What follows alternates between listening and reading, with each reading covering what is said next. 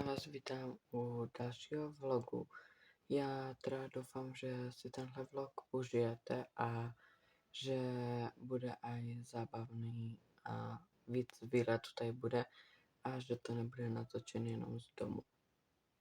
Já jsem teda vydal teďka jeden můj vlog z domu a z výletu. Mám pocit, že se to jmenuje Dny se mnou. Ale nevím proč, ale to video mě zablokovali.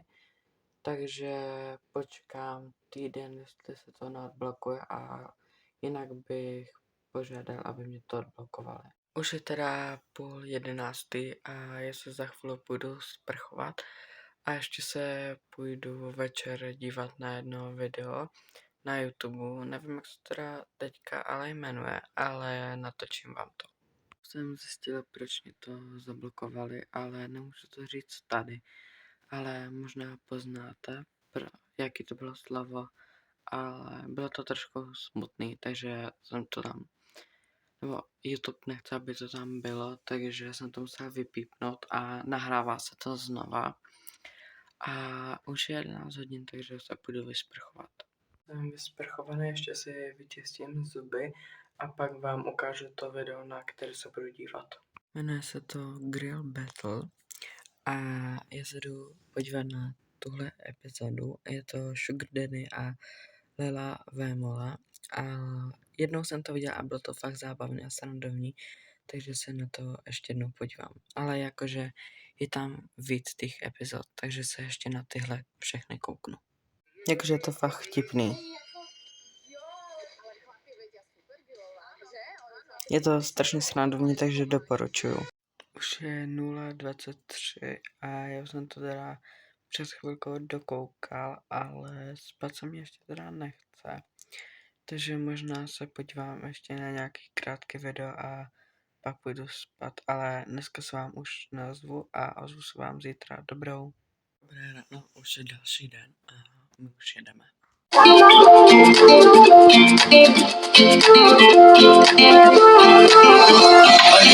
Started home for a while, let me feel like nothing to hold me back. Take my time, just enjoy the ride. I know that passing by, life is good, best I've ever felt. Get me up, somewhere new, somewhere I can find myself.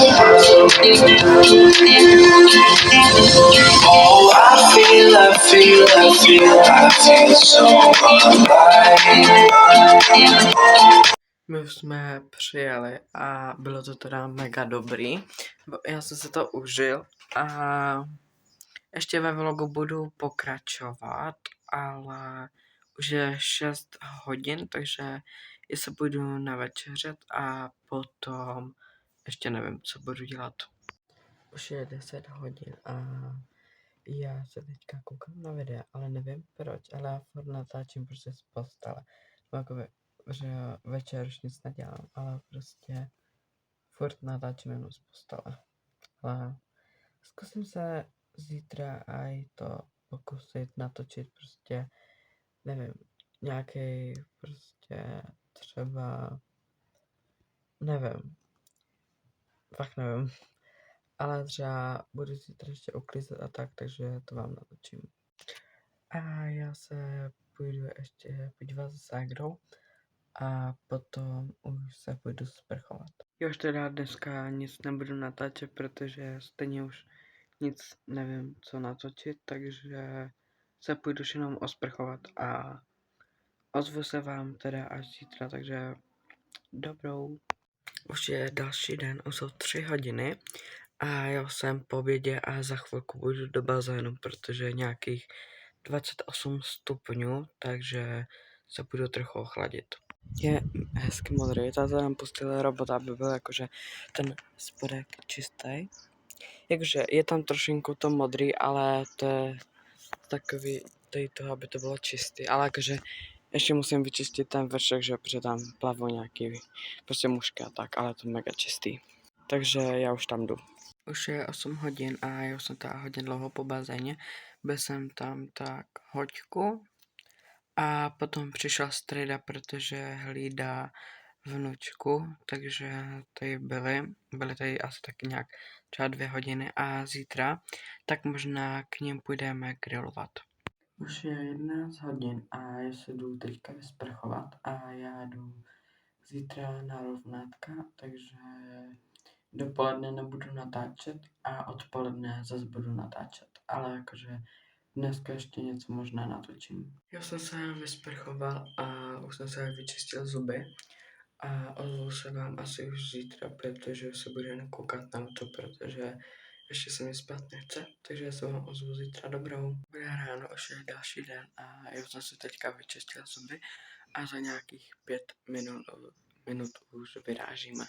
Takže se vám ozvu, až přijedu domů.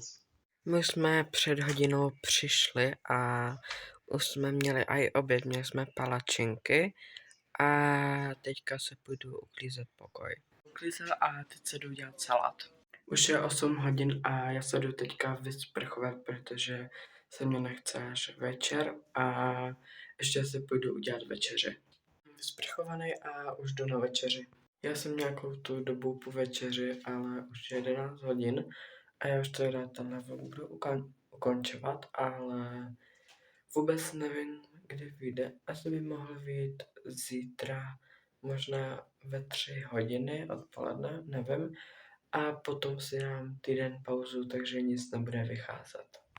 Já doufám, že jste si teda vlog užili a uvidíme se u dalšího. Čau.